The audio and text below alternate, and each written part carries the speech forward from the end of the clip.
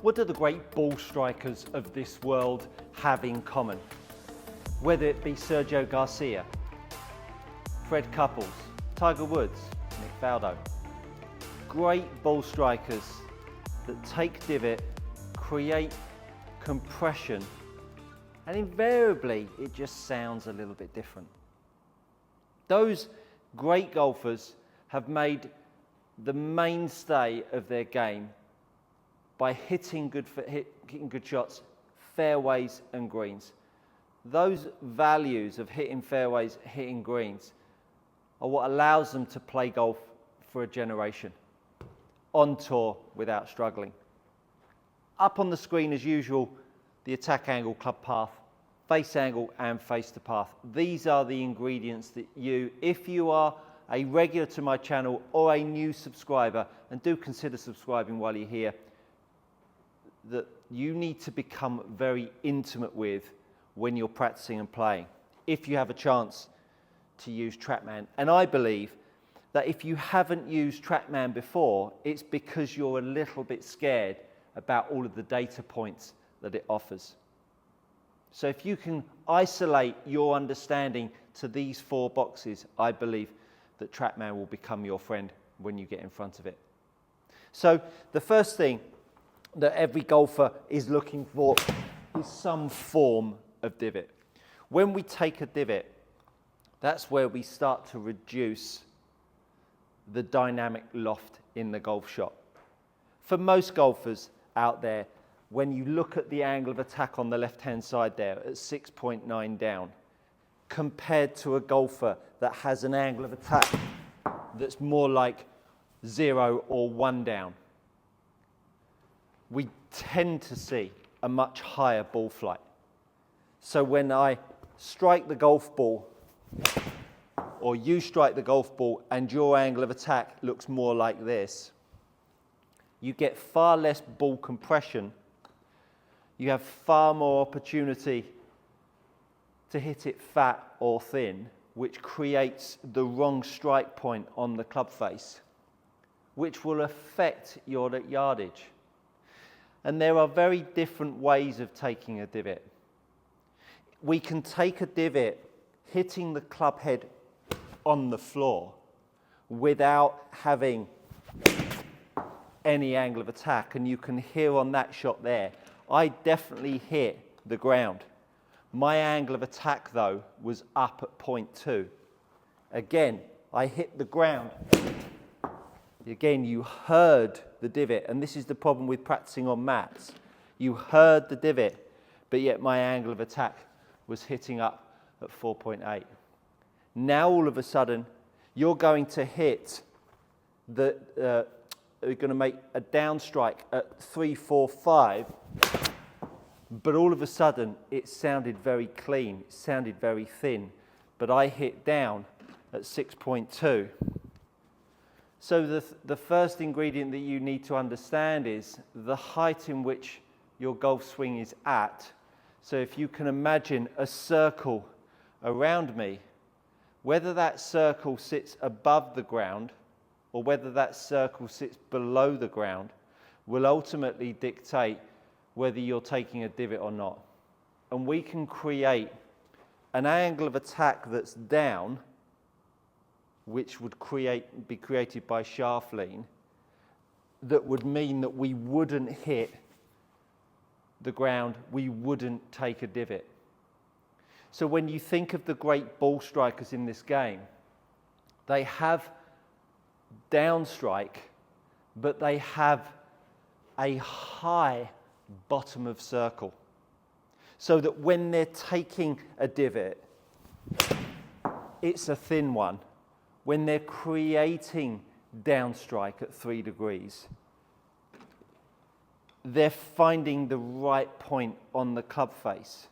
So what I want you to do is to make your angle of attack more down, and the way we're going to get you to feel that is by feeling the club head accelerate. Should I say the handle accelerate? We're going to make the handle accelerate. So the handle accelerate, so we're going to get past the golf ball before the head. and you're just going to set yourself up to the ball and get the handle to accelerate past the golf ball. And then what I want you to do is hit the ground after the ball. And what you'll feel is a handle accelerated, a club head unloading, and you'll feel a skimming of the ground. And that skimming of the ground is exactly what you want to feel when you're hitting the golf ball with a decent angle of attack. So you can see I hit down at 3.8, but I made such a light contact with the ground compared to the understanding that I need to make a big divot. As I showed you at the start, I can make a big divot with a light angle of attack, a heavy angle of attack, and even an angle of attack that's up. You wouldn't have got away with that so much on grass, but you will do on a mat, and the lion's share of you out there are practicing on a mat. So that's number one. Make that little practice and rehearsal and be aware of how the contact with the ground and your angle of attack will create the right strike on the face. Number two, good golfers strike the middle of the face. If you're tired of paying too much for premium leather golf gloves, I can't encourage you enough to go over and check out the guys at gxgolfgloves.com. These gloves are trusted by elite amateurs and tour players alike. And I promise you, when you try one of these golf gloves on, the quality of them will surpass your expectation and the price point that these are pitched at. So please go across GX Golf Gloves, enter in good coaching to receive 10% on your next order. And I think you're going to be in a really great place with your golf gloves moving forwards. The impact on the face is the energy. Now I know that sounds a little bit silly. Well, of course, Stuart, I get that. But let me ask you this. When you go down the range and you hit golf balls, how much of the time do you spend actually working on contact? How much of the time could you tell me whether you were going to hit it out the toe, whether you were going to hit it out the heel,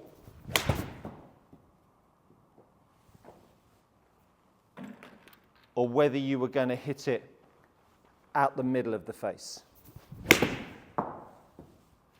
Being able to control that strike point is absolutely crucial in your ability to play the game to a consistent level.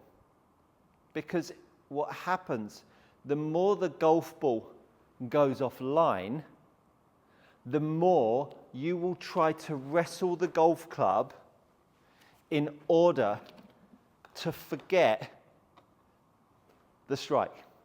You'll forget the strike, you'll just try to get the golf ball going straight. So when we have someone that is a hooker of a golf ball, someone that has a ball that tends to disappear off to the left, we will invariably see a golfer trying to push the path out to the right. And by pushing the path out to the right, it is offsetting the hook.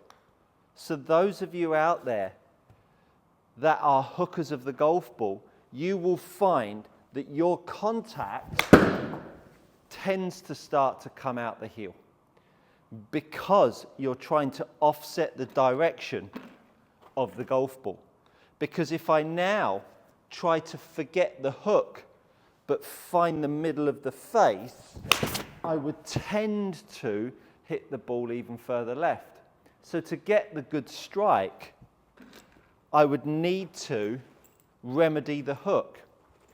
But I ask you this, if you went down the range and you just simply worked on strike, you might find that the freedom that you've suddenly relinquished would all of a sudden give you the opportunity to start to see the ball flight for what it truly is and remedy the ball flight before you try to fix your shank. And vice versa, for someone that has a slice, because you're trying to pull the path to the left, invariably we can see the golf ball come off the toe of the golf club because you're trying to move the path to the left. Now, it's not hard and fast, that rule, but if you're going down the range and you've got yourself some way of measuring the strike on the face, dactyl in foot spray, or a faceplate of some kind, even masking tape across the face is good enough because it will have an indent. It allows you to then start to focus on where you want to strike the golf ball on the club face, which will give you that good contact. And invariably, when you strike it out the middle of the face, you invariably see much sweeter shots. You certainly feel sweeter shots, and you certainly tend to see them straighter. So the impact factor of the attack angle and the ball striking are the two ingredients that really start to make up a great ball striker. The great ball strikers of this world, whether the ball fades or whether the ball draws, isn't a consequence. And the third factor that the best golfers in the world have is grip pressure. Harvey Penick talked about how Davis Love, through strike, made his grip feel lighter. And that's something that I've applied to my game from the day I read those humble words from the great Harvey Penick. Down at strike, I'm trying to make the golf club feel like it's going to come out of my hands. So at the pull phase and at strike, those 2 points are when I'm trying to make my grip pressure go down. Go down to a point where it's almost tentatively coming out of my hand. Now, everybody's going to have a different amount of grip pressure, but if you could make your grip pressure lighter at strike, I believe you might have a chance to improve your ball striking, but also make your golf shots more consistent. I think you'll find that's good coaching. Thanks for being here. I'll see you next time.